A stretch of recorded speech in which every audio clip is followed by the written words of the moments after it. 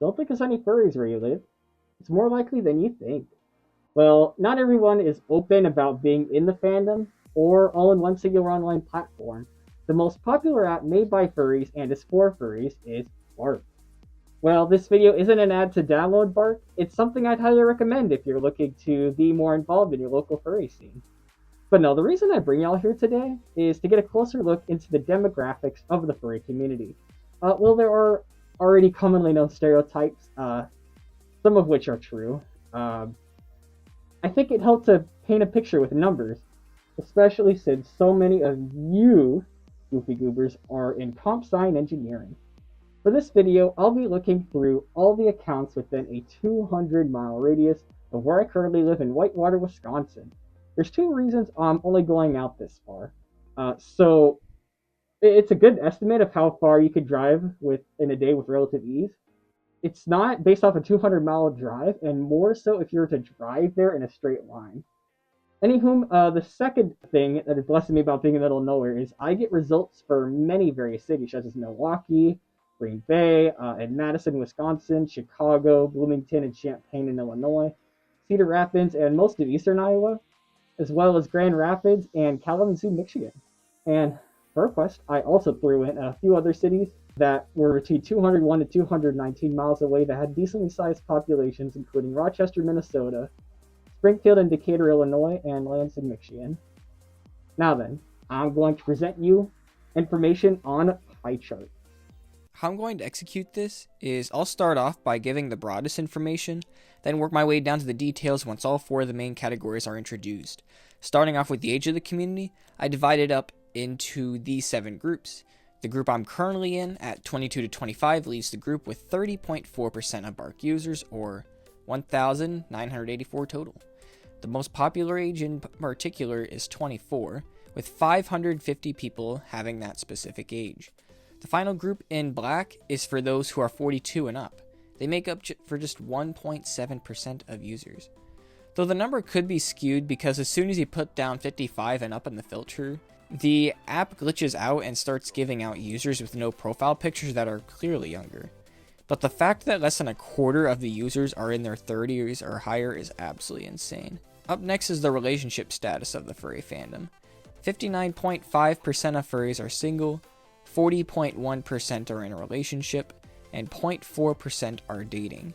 I'd assume that means either they just met someone and aren't sure whether or not to call them their special other, or they're crushing on someone and not looking. Though the most exciting category I'm sure y'all clicked on this video for is sexuality within the fandom.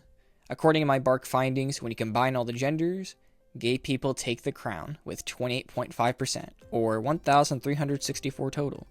Closely behind is bisexual and pansexual. Then there's a considerable drop-off with straight people only making up 7% of the fandom. Then other, asexual, and questioning all have higher percentages than lesbians. Lesbians are at the bottom with only 2% of Barq users.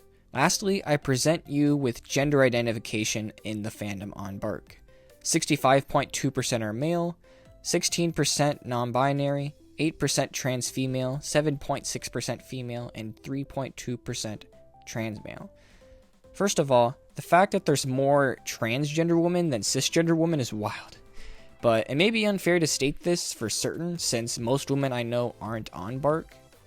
I think the main reason for this is because they feel like a target to a lot of horny guys trying to rizz them up in the DMs.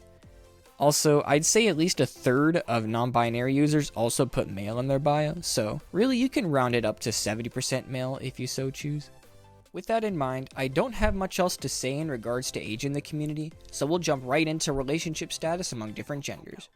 Men are most likely to be single at a 65.9% rate. Women are most likely to be in a relationship with 57.9% of them being in one. Trans women are most likely to be dating, even though it's still only 1.3%. And non-binary and trans men are in the middle of the pack. Non-binary people are slightly more likely to be single, and trans men are a tidbit more likely to be in a relationship.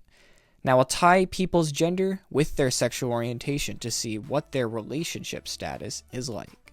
Starting off with men, those who are questioning their sexuality are most likely to be single at a demoralizing 88.1% rate. Though it does make sense because people don't want to be with someone who isn't even sure what they want in a partner.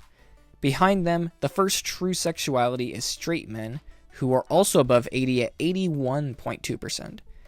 It's honestly quite depressing the amount of profiles on Barq, and even Instagram and Twitter, saying straight, insert age, single. Yeah, asexual men come in third with 68.7%. I feel like that's fine because most of them are content with being single anyways. Next are other, bisexual, and pansexual, with other and bi both having 64.3% and pansexual having 56.6%. Meanwhile, at least for men, gay people are well off, with only 51.9% of gay men being single, so they're the most likely to be in a relationship. Yippee! Good for them. Two of my best friends in the fandom are gay dudes with boyfriends. Next up, we have women. Asexual women are most likely to be single at just a 55.6% rate. I do wonder who ace women choose to date and whether or not they choose to have kids. I doubt it, but maybe they adopt, who knows? There's only 4 women questioning their sexuality, so the data might not be so convincing, but it's 50-50. 2 are single, 2 taken. The rest are all below 50%. Lesbians are 48% single, bisexual women are at 39.6%, and pansexuals are at 39.8%. But of all the main sexualities, straight women are by far the least likely to be single, with only 23.9% having that fate. The women who put other for their sexuality beat them out. Out of 15 total, 3 are single and 12 are in a relationship. At 80%, well, again, not a lot of people, you can't deny that success rate. I and a couple other people think other means they like polyamorous relationships and or something off the main spectrum like say homo or heteroflexible. I saw a decent amount of them had one of those 2 descriptions in their bio, so it's a fair hypothesis. Now we're moving on to trans women. Straight trans women are most likely to be single at a gut-wrenching 77.8% rate. I can understand this, especially outside the furry fandom. Most straight guys aren't willing to date a woman who isn't cisgender. Even within furry, I feel like a lot of gay guys prefer to date someone more masculine presenting, but obviously it happens sometimes. Because questioning women are second at 62.5%, but everyone else is below 50%. Bisexual is 49.3%, ace 44.4%, lesbian is 39.3%, pan is 36.6%, and other is only 25%. It really surprised me how outside of men, people who put other are doing pretty good. I also find it fascinating how lesbian trans women are more likely to be taken than lesbian cisgender women. And 44.4% for asexuals is pretty impressive too. Then we got transgender men to discuss next. Technically, straight trans men take the lead here with 100% of them being single, but there's only one straight trans man in this entire study, so I wouldn't take it too seriously. The real leader here is actually gay trans men with a 72.2% chance of being single. I think this is because with all the cisgender male furries in the fandom already, gay guys would just prefer to stick to them as opposed to someone not born that way. Then others are at 50%, questioning 40%, bisexual 37.9%, asexual 37.5%, and pansexual men are at the bottom, or the most likely to be in a relationship at just 22.2% single. Another way to point in perspective how remarkable this is by comparing the number to gay trans men. There are 26 single gay trans men and 10 in a relationship. Meanwhile, there's 10 single pansexual trans men and 34 in a relationship. I'm not surprised by pansexuals doing better in the dating world, but to see the complete flip-flop is astounding. And we'll wrap this portion up with non-binary furries. Those questioning their sexuality lead here too at 62.5%. Asexuals are next up at 54.5%, gays in third with 52.3%, then straight at 50%. But again, keep in mind, there were only 4 straight non-binary people, so it's not too definitive. Besides that, we got bisexuals at 49.1%, pansexuals 46.5%, others 42.6%, and lesbian non-binaries are doing pretty solid, with only a third of them being single. It's weird how only 3 of the sexualities mentioned above are 50%, but they're still above 50% overall at 51.3% single. Now let's go through a few main takeaways. 1, pansexuals got that riz flowing through their veins. In every gender, pansexuals are more likely to be in a relationship than bisexuals. While they are similar, it's interesting to see how much more success they have.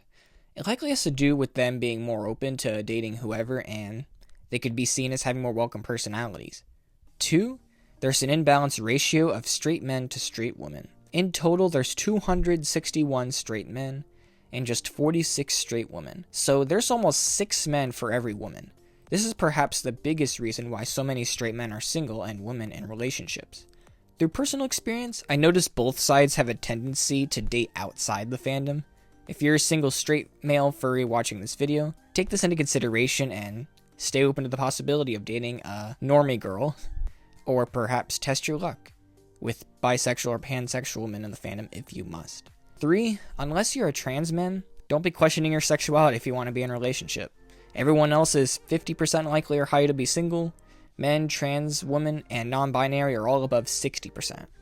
I don't know what kind of dark magic questioning trans men are using, but keep it up. 4. While there are the fewest amount of lesbians overall, they're still doing a good job at finding each other, with women, trans women, and non-binary folks all above 50% likely to be in a relationship. Perhaps with such a small community, I feel like they know each other well. Lastly, 5. Gay trans men and straight women are in a bind. Gay dudes don't want trans men because they were born as women, and dudes with straight preferences don't want trans women because they were born men. With that in mind, I notice both sides are more compatible with bi and pan men, so I'd say it's best to keep options open. Before we go into the next section, here's an overall ranking of who's most likely to be single and in a relationship. Feel free to pause the video here because I'm only going to give you a few seconds to read each. Done? Great, let's move on. The final part of my research is the details on gender identification and how that applies to people's sexualities and relationship status. If you put all the single furries on Barq and divide them by gender, men make up 72.2% of all single furries, a massive majority. Then we got non-binary at 13.9%, trans women 5.9%, women 5.4%, and trans men with just 2.6%. For comparison, we'll do the same thing with all the furries in relationship. Men are still to clear the majority, but it dropped significantly to 54.9%. Everyone else bumped their numbers up here. Non-binary people make up almost a fifth of furries in relationship. Women and trans women make up over 10%, and trans men are at 4.1%. In short, I feel like guys are going after a lot of the same girls, trans girls, etc. because there's more competition. Now let's dive into the sexuality percentages of each gender. Gays make up the majority with 36.9% of male furries. Second is bisexual with 30.2%. Third is pansexual with 16.8%. After that, straight 8.8%, ace 2.7%, questioning 2.6%, and other at 2%. With all of the gay furry porn out there, I'm not surprised by those numbers. For women, bisexuals take the lead with 34.4%, then pans in second with 32.3%. And in third, straight with 12.2%. That makes them the most likely to be straight out of all 5. Lesbians are fourth with 9.2%, other 5%, questioning 3.9%, and ace 3%. So not only are they the most straight, but also the only gender who's least likely to be asexual. Truly fascinating. As for trans women, pansexuals make up the majority at a much higher rate with exactly 50% in my data range. Bis are second with 22.9%. Lesbians with the highest ranking here at third with 12.4%. They're the only one who is able to get third place or higher with trans women. Other is fourth impressively with 7%, ace 2.7%, straight 2.7%, and questioning 2.4%.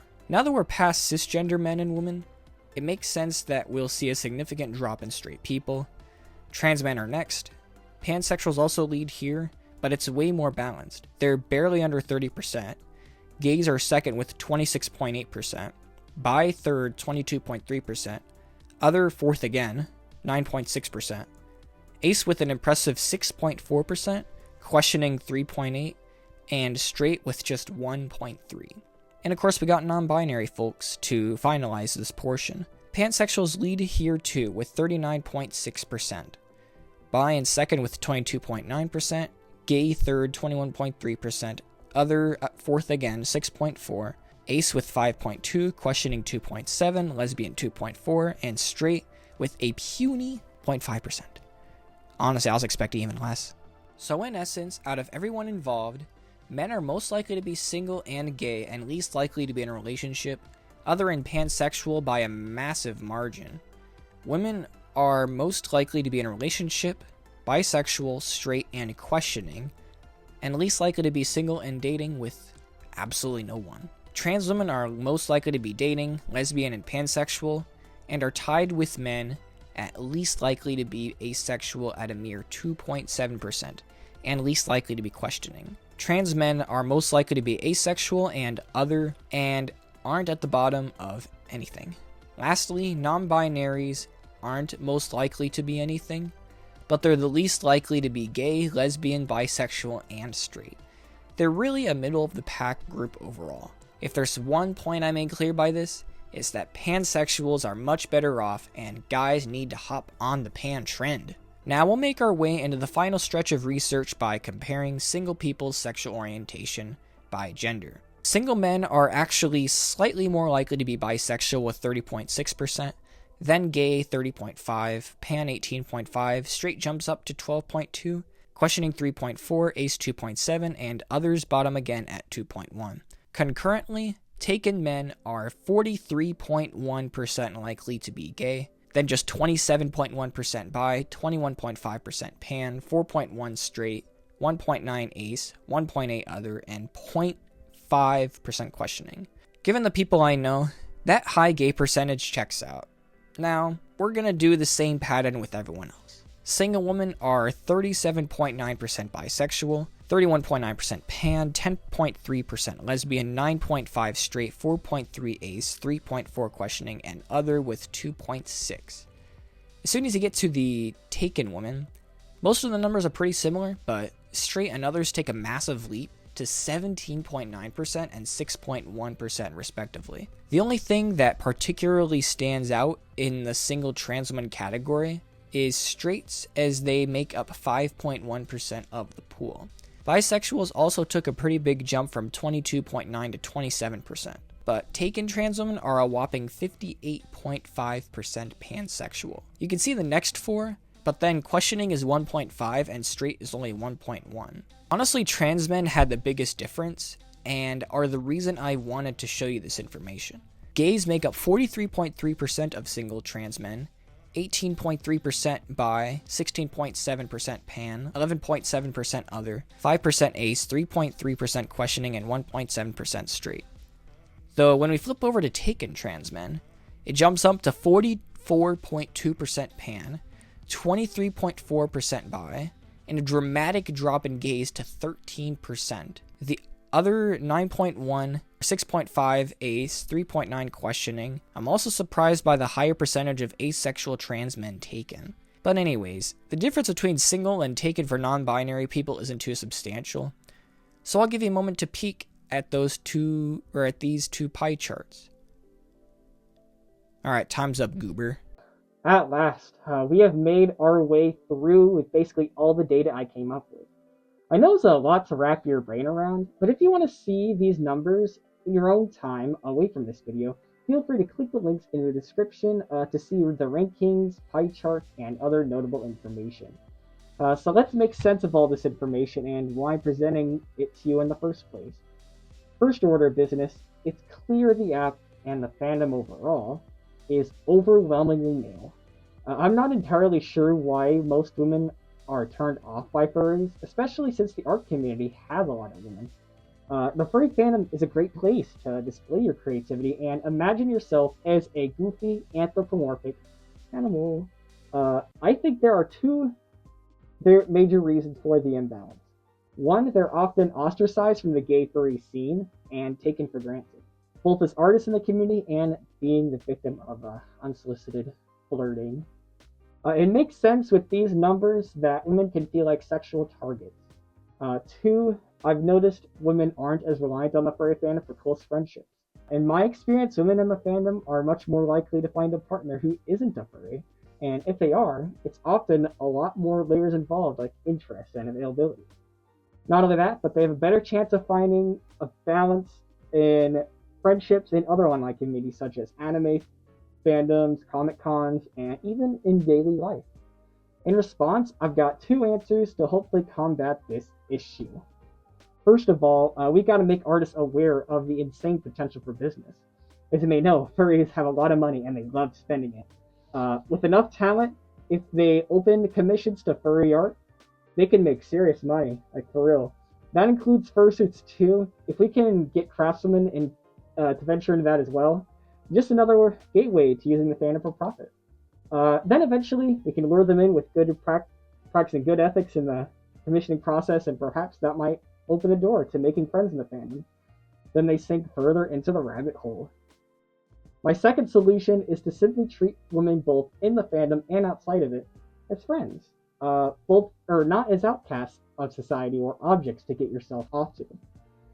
If we treat women with more respect, women in the fandom will hopefully feel more welcome and convince their friends to join and make personas too. That's all there is to it. At the end of the day, no matter our differences, behind the fur, we're all human. Overall, I'd like to see more balance in the community. Our average furry is a gay white man in his early to mid 20s. The best way to make the fandom more diverse is making it less of a spending competition and to do more community based activities. I think as time goes on, all the young people will now eventually will get older, and that'll allow for a better balance of age. We just have to be patient. But that'll do it for this video. Is damn, I'm 5 full pages into the script. I really appreciate my patron Astro and like everything he's done for me. He's an amazing friend.